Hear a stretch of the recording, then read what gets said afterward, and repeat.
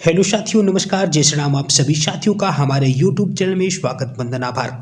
साथियों, रख हौसला, वो मंजर भी आएगा, प्यासे के पास चलकर समंदर भी आएगा, थक कर न बैठ ए मंजिल की मुसाफिर, मंजिल भी मिलेगी और मिलने का मजा भी आएगा। साथियों, मेहनत करते रहिए, सफलता अवश्य मिलेगी। साथियों, अभी तक हम डेली इंपॉर्टेंट जीके क्विज करते जा रहे थे, जीके जीएस के क्वेश्चन कर रहे थे। साथियों, आज के दिन हम किसी एक विशेष टॉपिक यानी कि पॉलिटिक एक टॉपिक, राजनीतिक जो एक सब्जेक्ट है उसको एक टॉपिक लेकर के विशेष एमसीक्यू, इंपॉर्टेंट एमसीक्यू डिस्कस करने जा रहे हैं। साथियों, हम एमसीक्यू के माध्यम से क्वेश्चन को डिस्कस करते हैं क्योंकि एमसीक्यू के माध्यम से हमें क्वेश्चन जल्दी याद हो जाते हैं और हमारे दिमाग में वो कई दिनों तक बने भी रहते हैं। यदि मैं डायरेक्टली आपको क्वेश्चन करवा दूंगा वो आपको क्वेश्चन याद नहीं होंगे, क्योंकि साथियों हमारा टारगेट होता है कि क्वेश्चन आपको हमारी क्लासेस में ही आपको याद हो जाए। इसलिए साथियों, हम आपको आज पॉलिटी के इंपॉर्टेंट प्रश्न करवाएंगे। यदि साथियों आज की क्लास में हमारे इंपॉर्टेंट जीके के क्वेश्चन नहीं होते हैं तो हम अगली और भी क्लास लाके आपके जो पॉलिटी टॉपिक है उसको क्लियर कर देंगे। साथियों, हमारी क्लास में इंपॉर्टेंट जीके के क्विज और जीके जीएस के क्वेश्चन करवाए जाते हैं। साथियों, एग्जाम कोई भी हो, हम एग्जाम को डायरेक्टली पहचानते हुए ऐसे क्वेश्चन करवाते हैं जो एग्जाम के लिए रिलेवेंट हो। हम लोग कचरा जैसी चीज़ें नहीं प्रस्तुत करते। हमें आपको यूपीएससी या पीएससी नहीं करवानी है, हमें आपका एग्जाम क्लियर करवाना है। इसलिए साथियों, हम वही प्रश्न लेके आते हैं जो एग्जाम के लिए महत्वपूर्ण हो सकते हैं। तो साथियों, यह है पॉलिटी के इंपॉर्टेंट कुछ प्रश्न। यदि इस सीरीज में ये क्वेश्चन और बच जाते हैं हमारे, तो हम और आगे की क्लास में क्वेश्चन डिस्कस कर लेंगे। तो साथियों, आपके सामने है पहला प्रश्न, संविधान सभा की प्रथम बैठक कब हुई थी? जी हाँ साथियों, संविधान सभा की प्रथम बैठक कब हुई थी? ऑप्शन ए 9 दिसंबर 1946, ऑप्शन बी 11 दिसंबर 1946, ऑप्शन सी 13 दिसंबर 1946, ऑप्शन डी 21 दिसंबर 1946। तो साथियों, संविधान सभा की जो प्रथम बैठक हुई थी वह जो कब हुई थी, तो इसका राइट आंसर हो जाएगा 9 दिसंबर 1946 को संविधान सभा की प्रथम बैठक हुई थी। तो ऑप्शन ए इसका राइट आंसर हो जाएगा। साथियों, ये इंपॉर्टेंट प्रश्न है, इसको भी आपको डिस्कस कर लेना है, ठीक है। अगला ये ध्यान देना है, संविधान सभा के जो अस्थायी सदस्य कौन थे? तो सच्चिदानंद सिन्हा थे, ये भी आपको ध्यान रखना है। और संविधान सभा के स्थायी जो सदस्य बने थे वो राजेंद्र प्रसाद बने थे। उस संविधान सभा की जो स्थायी बैठक जो हुई थी, अस्थायी बैठक, पहली बैठक 9 दिसंबर 1946 और लास्ट जो बैठक जिसको अंतिम बैठक बोला जाता हो वो 11 दिसंबर 1946 को हुई थी। साथियों, ये भी प्रश्न आपको ध्यान रखने हैं। चलिए चलते हैं अगले प्रश्न की तरफ। अगला प्रश्न आपके सामने, प्रश्न नंबर 2, संविधान सभा के अस्थायी अध्यक्ष के रूप में किसे नियुक्त किया गया था? जी हाँ साथियों, वही प्रश्न जो हमने डिस्कस किया, संविधान सभा के अस्थायी अध्यक्ष के रूप में किसे नियुक्त किया गया था? जी हाँ साथियों, option A doctor B N Rao, option B doctor Sachchidananda Sinha, option C doctor Bhimrao Ambedkar, option D doctor Rajendra Prasad. तो साथियों, संविधान सभा के जो अस्थायी अध्यक्ष थे उनके रूप में डॉक्टर सच्चिदानंद सिन्हा को 9 दिसंबर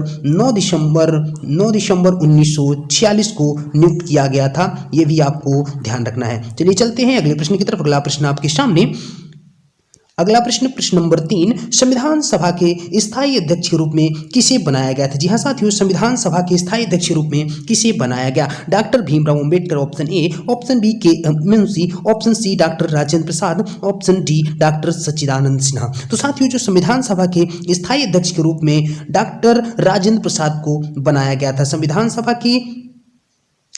सभा के स्थायी अध्यक्ष के रूप में किसे बनाया गया था? डॉक्टर राजेंद्र प्रसाद को बनाया गया था 11 दिसंबर 1946 को, जो संविधान सभा की अंतिम बैठक हुई थी। चलिए चलते हैं अगले प्रश्न की तरफ। अगला प्रश्न आपके सामने, प्रारूप समिति के अध्यक्ष कौन थे? बहुत ही इंपॉर्टेंट प्रश्न, प्रारूप समिति के अध्यक्ष कौन थे? Option A BN Rao, option B JB Kripalani, option C Vallabh Bhai Patel, option D Bhimrao Ambedkar.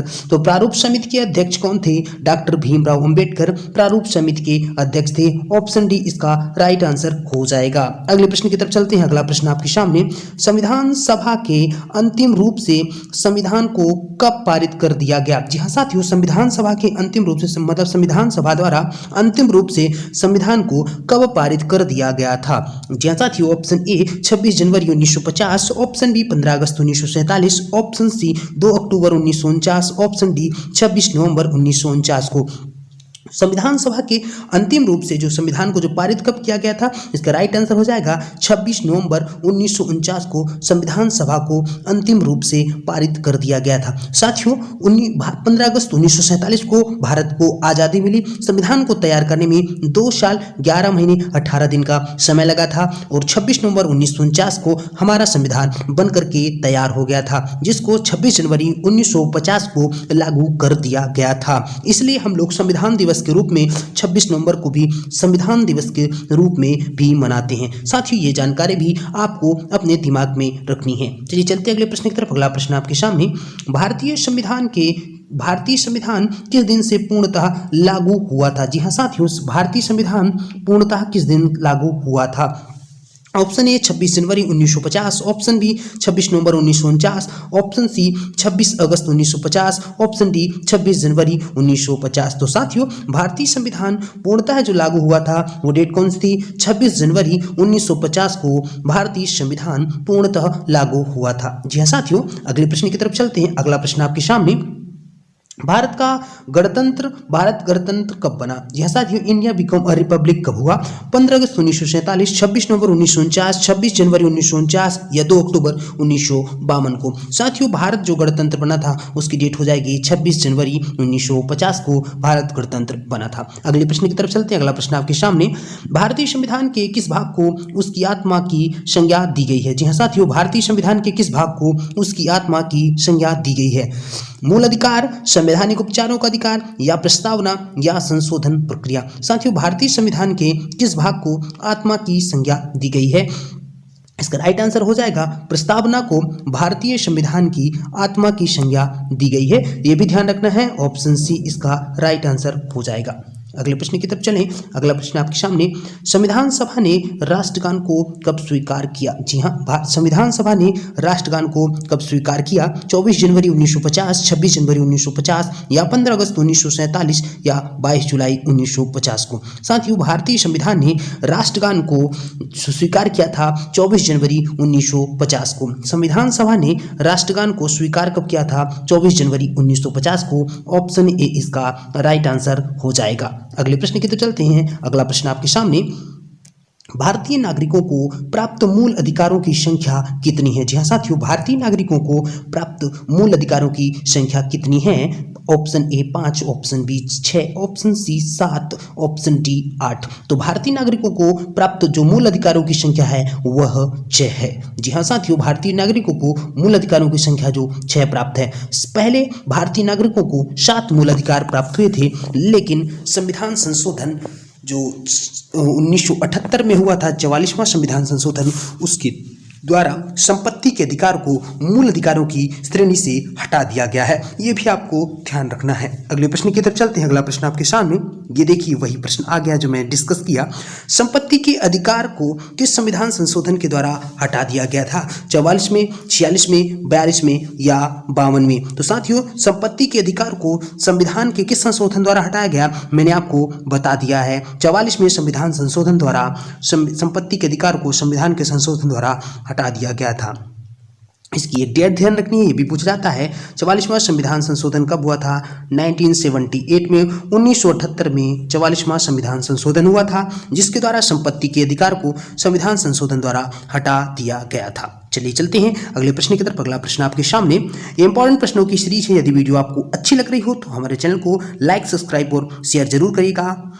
अगला प्रश्न, मूल अधिकारों का रक्षक किसे कहा जाता है? जी हाँ साथियों, मूल अधिकारों का रक्षक किसे कहा जाता है? ऑप्शन ए सर्वोच्च न्यायालय, ऑप्शन बी उच्च न्यायालय या ऑप्शन सी आ अब्बा दोनों या ऑप्शन डी संसद। तो मूल अधिकारों का जो रक्षक किसे कहा जाता है? तो मूल अधिकारों का संरक्षक जो है सर्वोच्च न्यायालय और उच्च न्यायालय दोनों को कहा जाता है। ठीक है साथियों, ध्यान रखना है। मूल अधिकारों का संरक्षण जो करने वाले कौन है? सर्वोच्च न्यायालय और उच्च न्यायालय दोनों करते हैं, इसलिए आ और बा दोनों राइट आंसर हो जाएगा। अगले प्रश्न की तरफ चलें। अगला प्रश्न आपके सामने, किस अनुच्छेद के द्वारा 6 से 14 वर्ष तक के बच्चों के लिए शिक्षा का अधिकार मूल अधिकार माना गया? जी हाँ साथियों, किस अनुच्छेद के द्वारा 6 से 14 वर्ष तक के बच्चों के लिए शिक्षा का अधिकार मूल अधिकार माना गया? ऑप्शन ए अनुच्छेद 20, ऑप्शन ए अनुच्छेद 21, ऑप्शन सी अनुच्छेद 21 का ए, या ऑप्शन डी अनुच्छेद 22। तो साथियों, जो अनुच्छेद था 6 से 14 वर्ष तक के बच्चों के लिए जो शिक्षा का अधिकार था वह अनुच्छेद 21 ए में रखा गया है। ये भी इंपॉर्टेंट प्रश्न है जिसे कहते हैं शिक्षा का अधिकार, तो ये भी ध्यान रखना है अनुच्छेद 21 ए में। ठीक है, ध्यान रखना। चलिए चलते हैं अगले प्रश्न की तरफ। अगला प्रश्न आपके सामने, लोक कल्याणकारी राज्य की अवधारणा किसमें निहित है? जी हाँ साथियों, लोक कल्याणकारी राज्य की अवधारणा वेलफेयर स्टेट इन इंडिया किसमें निहित है? ऑप्शन ए मूल अधिकार में, या ऑप्शन बी राज्य की नीति निर्देशक तत्व में, या ऑप्शन सी मूल कर्तव्य में, या ऑप्शन डी सर्वोच्च न्यायालय में। साथियों, लोक कल्याणकारी जो राज्य की अवधारणा है वह राज्य के नीति निर्देशक तत्वों में निहित है। लोक कल्याणकारी राज्य की अवधारणा राज्य के नीति निर्देशक तत्वों में निहित है। ऑप्शन बी इसका राइट आंसर हो जाएगा, ये भी आपको ध्यान रखना है। अगले प्रश्न की तरफ चलते हैं। अगला प्रश्न आपके सामने, संविधान का अनुच्छेद 40 राज्य को निर्देश देता है कि वह क्या करें? साथियों, ऑप्शन ए समान कार्य के लिए समान वेतन निर्धारित करें, या ऑप्शन बी पर्यावरण की रक्षा करें, या ऑप्शन सी ग्राम पंचायतों का संगठन करें, या ऑप्शन डी लोक कल्याणकारी राज्यों की स्थापना करें। तो साथियों, संविधान का जो अनुच्छेद 40 है वह राज्यों को निर्देश देता है कि वह ग्राम पंचायतों का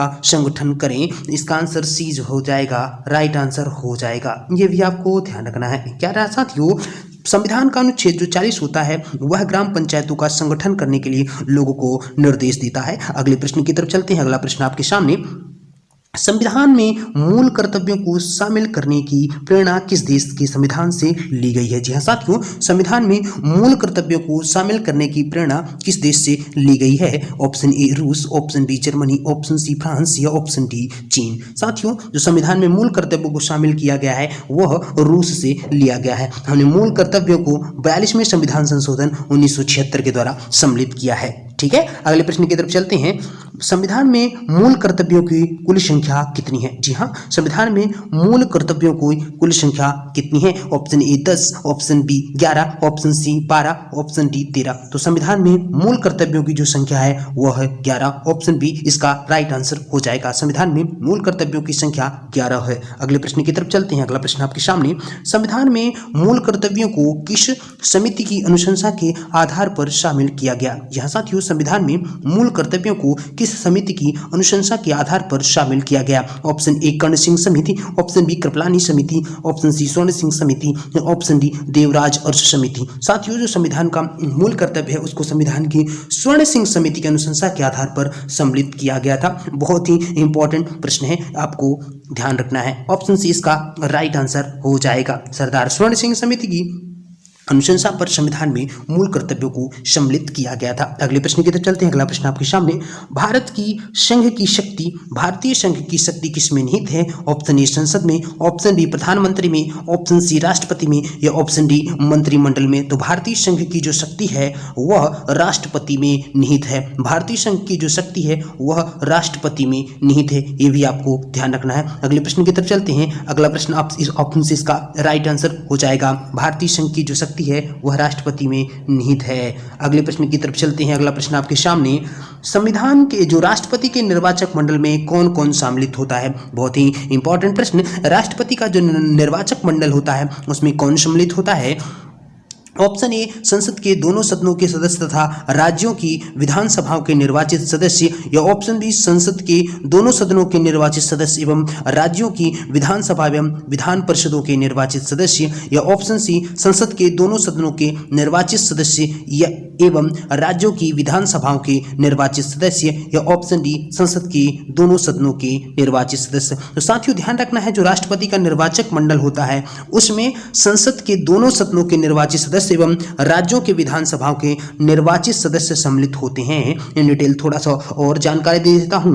लोकसभा एवं विधानसभा के सदस्य तो सम्मिलित होते ही हैं, साथ में जो राज्यों के विधानसभा एवं जिन राज्यों में विधानसभा होती है और जिन राज्यों में विधान परिषद होती है उनके सदस्य से एमएलए जिनको बोल देते हैं, एमएलसी जिनको बोल देते हैं, वो भी सम्मिलित रहते हैं। कुल मिला के मैं बोलूं तो लोकसभा, राज्यसभा, एमएलए और एमएलसी के जो सदस्य होते हैं वो सभी राष्ट्रपति के निर्वाचक मंडल में सम्मिलित होते हैं। जी हाँ साथियों, अगले प्रश्न की तरफ चलते हैं। अगला प्रश्न आपके सामने, ऑप्शन सी इसका राइट आंसर हो जाएगा। राष्ट्रपति के कार्यकाल की अवधि होती है, जी हाँ साथियों, राष्ट्रपति के जो कार्यकाल होता है उसकी अवधि कितनी होती है? 3 वर्ष या 5 वर्ष या 6 वर्ष या इसकी कोई सीमा नहीं। तो साथियों ध्यान रखना है, राष्ट्रपति के जो कार्यकाल की अवधि होती है वह 5 वर्ष की होती है। ऑप्शन बी इसका राइट आंसर हो जाएगा। अगले प्रश्न की तरफ चलते हैं। अगला प्रश्न आपके सामने, राष्ट्रपति पद के चुनाव के लिए कौन सी विधि अपनाई जाती है? जी हाँ साथियों, राष्ट्रपति चुनाव के लिए कौन सी विधि अपनाई जाती है?